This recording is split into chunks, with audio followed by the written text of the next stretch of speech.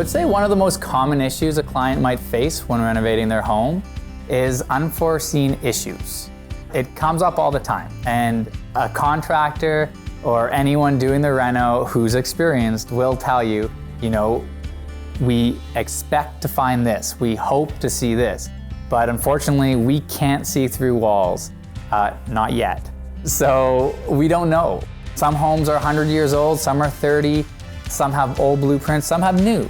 But you never know what a trade might have done, and that's the biggest problem. So we can give you a timeline and let you know this is what we expect, this is what we hope to find, this is where we're gonna be on this date and this date. But you have to understand, we'll open that wall up, and if it's missing a lintel, or if they're completely rotted there, or they just completely didn't put something in, we need to rectify that and then keep moving forward, which add time.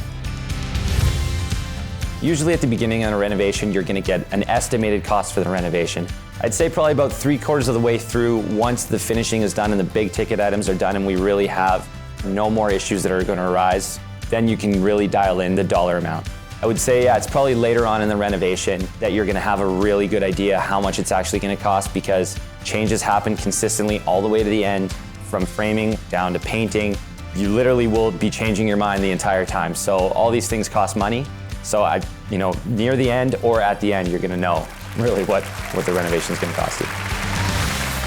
Thanks for watching The Mark and Mandy Show. Like our video by clicking below and subscribe to our YouTube channel.